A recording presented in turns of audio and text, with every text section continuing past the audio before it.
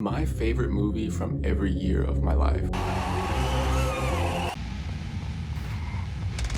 Hey, what's up guys, it's Josh here. Today I wanted to do a quick little review of my favorite movie from every year that I've been alive. A few other channels have done this idea. I thought it was a fantastic idea. If I was going to give you the best 10 movies of the 90s or the best 10 movies of the 2000s, I feel like that would be a much better list because I have to include one from each year. And I'm so surprising. Certain years you had like 3, 4, 5 really good films, and then other years it's like I'm struggling to pick one. Somewhat of a long list. I'm going to try not to ramble on each movie too long, and unfortunately, a lot of these aren't some of my favorites, but they were my favorite for that year. Let's start off with 1990. I'm gonna go with Goodfellas. This one's just a solid movie. A lot of people like it more than I do. I guess it's more of like the best of the newer mob movies. I think something like The Godfather is a little older for these people nowadays. Goodfellas is just a solid movie. I appreciate it. Other people like it more than me, but I really do appreciate it. 1991, Terminator 2, Judgment Day. Now this one's kind of so overplayed, but it is such a solid movie, and this is another one that people do like more than me. I remember seeing this a lot on TV as a kid. It's just a solid story. It has a little bit of everything in it. Coming up with the Liquid Terminator, probably one of the best CGI for that time. It just was a solid movie, and pretty much everybody's seen it, but it's solid. All right, 1992, this is a really bad one for me. I'm gonna have to go look at some more movies that came out during that year, but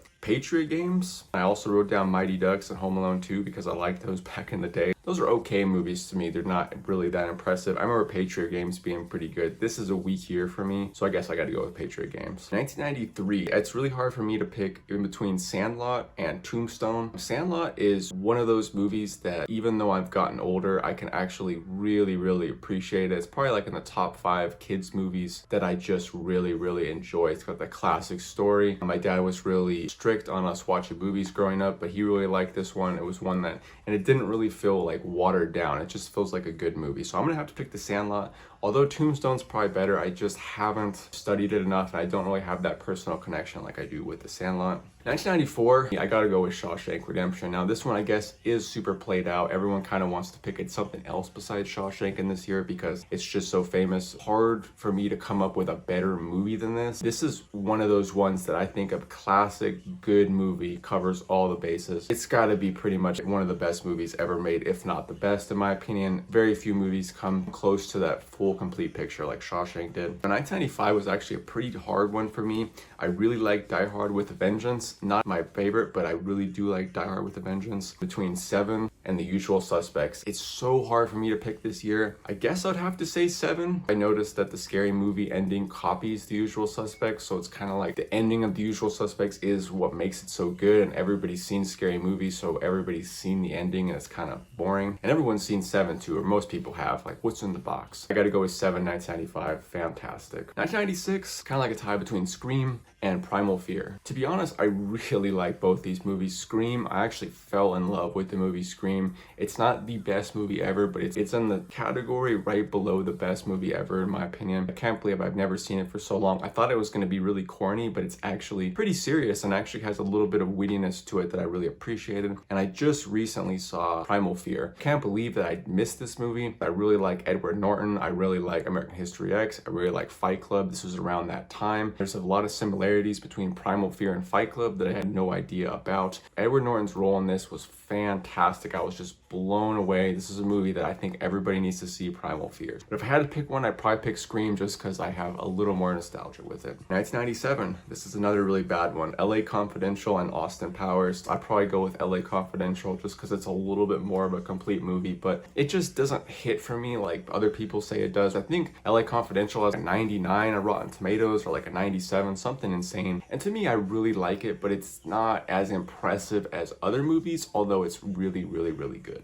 All right, 1998, this was kind of a hard one between Saving Private Ryan and American History X, and I'm gonna have to go with American History X. American History X is just one of those really emotionally charged movies, a movie that's probably never gonna get made again. A lot of the filming is done around Venice Beach around like the late 90s, and I lived really close to where that was, you know, probably about 5-10 minutes, and I lived on the coast too when this movie came out, so when they show the beach scenes and all that stuff, it really just takes me back. This movie is just, it's made to really just rile you up. For everything bad that the main character does, everything comes back to him tenfold, and it's just a great karma story. If you want to act like this and do these things, this is what happens to you.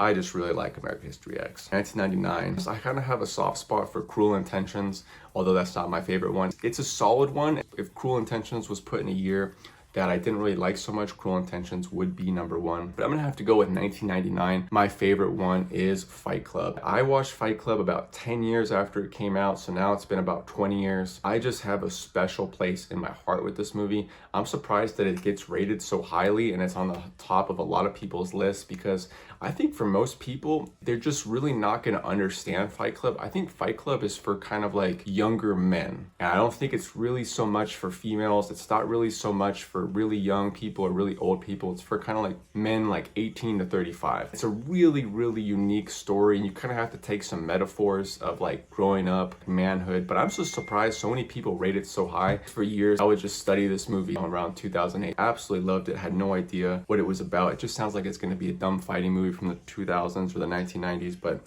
it's just really good. 2000, there's not really too many good ones. I wrote down The Boondock Saints and Requiem for a Dream. I would probably have to go with Requiem for a Dream. Now, for me, I like really dark movies. I can appreciate a movie that's kind of like a disaster, and that's what Requiem for a Dream is. It's a roller coaster of disaster. It's one of those movies that just kind of leaves you feeling not so good at the end, but it's so effective at what it does, and it's trying to get this emotion out of you, and I think it really does. It's a sad one for sure, but I really appreciate it, Requiem for a Dream. 2001, Training Day and Fast and the Furious. I have a soft spot in my heart for the original Fast and the Furious. My cousins and I were into the original ones before the Fast 5 got really popular. Before Fast 5 got popular, there wasn't too many people hyping Fast and the Furious movies, so to me it's almost the nostalgia of liking it before it got super popular. And then also Training Day. I lived kind of by LA when Training Day was filmed, so when I see LA and during that time period, I just have a soft spot in my opinion. I guess I'd have to go with Training Day for 2001. 2002, another one that's kind of dull. I wrote down Reign of Fire and Frailty. I think they both have Matthew McConaughey in them. They're both really solid. I guess I'll just go with Reign of Fire. It's a really good dragon style movie. I think it has Christian Bale in it. It's a solid movie. 2003, I had House of a Thousand Corpses, Holes, and The Rundown. Now, The Rundown is one of my favorite rock movies ever. It's one of his first movies. I really, really appreciate it. It's just a really good adventure movie. House of a Thousand Corpses is my favorite Rob Zombie film by far. It just has this great feeling to it. It's not as so dark and evil like the other ones. It's almost kind of got this like funhouseness to it that I really enjoy. It's kind of hard for me to pick. And then Holes is just one of those movies that it's a little bit of a kid's movie, but at the same time, it's one of those movies that I could watch as an adult because Holes is so good. I guess I'll pick House of a Thousand Corpses for this year. It's just really hard. I feel bad whichever way I pick. 2004. 2004 actually is a stacked year, and pretty much all of these are comedies, which is funny. Euro Trip, Anchorman, Harold and Kumar, and The Grudge. I really like all these. Like, I'd probably have to pick Anchorman barely over the rest, but I just recently watched Euro Trip, and it's one of those fantastic movies that's made. It's a movie made to make you feel good, which is kind of rare. I feel like a lot of movies nowadays, they have so much like symbolism they want to put in that it ends up not being funny. Anchorman, I watched that movie on repeat when it came out. I've quoted all the stuff. I remember calling my friend and leaving him messages with little quotes from the movie. I just absolutely love this movie. Way better than the second one in my opinion. Kind of like a tie between Wedding Crashers and Constantine. Now, I watched Constantine a few years ago, and it's probably one of my favorite Keanu Reeves style movies. It's an interesting take on good and evil, and it's probably one of the more realistic takes that I could think of when you're describing heaven and hell in a movie. It just has a really interesting take, and I really enjoy it. But if I had to pick one, I probably would pick Wedding Crashers. Wedding Crashers was a movie that when it came out, I was just a little too young to really fully appreciate it. I remember my parents getting it. I skimmed through the DVD looking at stuff. I just wasn't really interested in it. A few years later, when I was like 18, 19, 20, I watched it, and I just absolutely love Wedding Crashers. Probably like one of my favorite performances from Owen Wilson, from Vince Vaughn. I like the chemistry between the characters. There's a lot of romance going on from all angles, a lot of really funny, witty stuff, and you kind of don't really know where the story's gonna go. It goes a lot of different places, which I appreciate. Like the beginning has a feeling, the middle has a feeling, and the end has a feeling. I really appreciate that. 2006, Running Scared / Cranked. Running Scared and Cranked are crazy movies, pretty much. I'll probably have to pick with Running Scared just a little bit more. I did a review on it on this channel. It is really solid. It is a little bit, it kind of gets a little messed up in the middle, a little bit like off, but Overall, a really good, aggressive movie, really violent, and it has Paul Walker in it, which is nice seeing him. 2007, I'm gonna have to go with 300. The action scenes were crazy for the time. Everybody went to go see it. Everybody quoted it. It was just almost like you couldn't make a movie more 300 than 300 for the time. 2008, not really a strong year either. I'm gonna have to go with Forgetting Sarah Marshall and Harold and Kumar 2. The first time I saw Harold and Kumar 2, I was like, man, this isn't as good as the first one, but after rewatching it years later, it still is really action-packed. And it's interesting to see Harold and Kumar kind of go after the George Bush style, because when this movie came out, George Bush was president, and it kind of seems like that time period that it came out, looking back on it, and just packed full of jokes. I probably would go with Harold and Kumar 2 barely for 2008. I'll probably go with Inglourious Basterds. This is a movie that I need to see again, because when I watched it, it just wasn't in the right frame of mind to really enjoy movies, but of everything I remember, I really enjoyed for this movie. I don't really have any other picks for this year, so I'm going with Inglourious. 2010, one that most people don't talk about, Get Him to the Greek. Russell Brand. Russell Brand's kind of been a little bit forgotten because he's done a little bit more activist style stuff recently. He's not really too much into filming, but this was when he was really big, and this movie is just absolutely hilarious. This movie was really big and funny for the time, but it's kind of forgotten. Nobody talks about it now.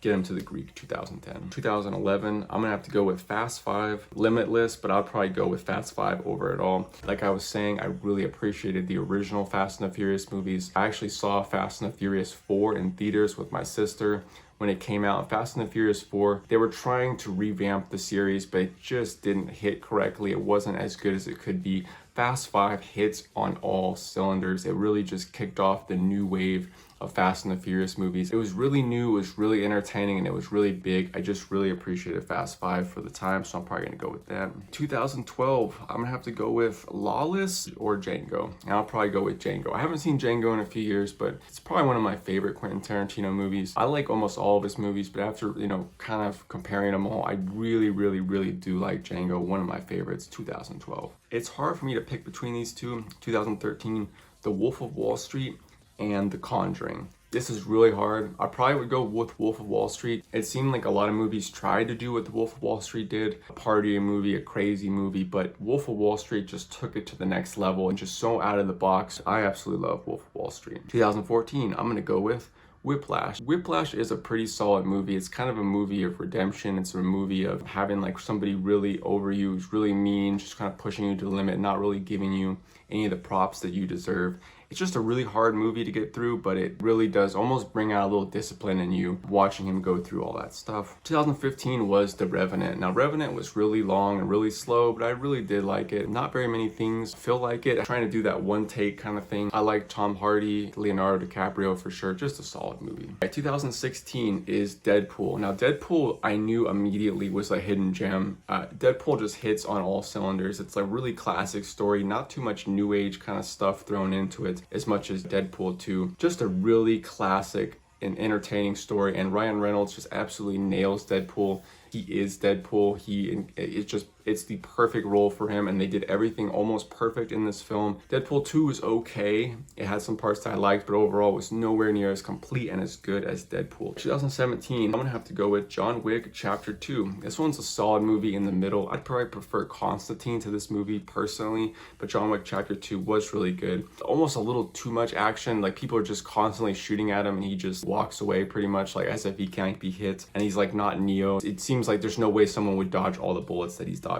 John Wick Chapter 2, 2017. 2018, Upgrade and Searching. Now, both these are super good movies to me. I did a review on Searching. I'll say it's one of the best mystery movies of all time. Upgrade, oh my goodness. Upgrade is such a fantastic movie. I've watched movies in the future that have a lot more CGI, but this movie just really is fantastic. It's like a classic sci-fi action movie done right. I absolutely love Upgrade. 2019, pretty hard for me to pick on this one. I think there was a few more picks. Doctor Sleep and The Gentleman. I didn't expect to like The Gentleman as much as I did. I didn't really know what kind of movie it was going to be about, but I really enjoyed The Gentleman, but I probably would have to pick Doctor Sleep being a little better. Doctor Sleep was one of those few movies that I watched about halfway through it, and I just knew I had an amazing story on my hands. Can be a little long. If you feel like it's dragging, I would just kind of cut to the point where Ewan McGregor gets sober. That's a good point to start if you're somebody who gets bored really easy, because the first half, it takes a long time for you to understand what's going on. It kind of looks like it's going to be a boring average movie, but it ends up being so good. The balance of power between some of the main characters is fantastic. Dr. Sleep. 2020, not many movies have come out this year. I think I've seen a few of them, but I probably would go with Invisible Man. And this is, again, not seeing that many movies, and not very many movies did come out this year because of the whole pandemic thing. Invisible Man is a very solid, above average movie. This isn't, like I said, I probably would find a better one if I watched all the ones this year, but I really liked Invisible Man. Those have been my favorite movies from every year of my life. I'll be interested to see what your picks are. If you had someone from a certain year that you liked more than me, I'd be very interested to see. For some of my weak years, if you want to suggest me some better movies, I would love to find them because I want to make each year as strong as I can. But anyways, guys, we're on the road to 10,000 subscribers, and I couldn't do it without any of you guys' help. You guys are the best. I'm having a great day out here. Hopefully having a great day at home. See you all in the next video. Peace.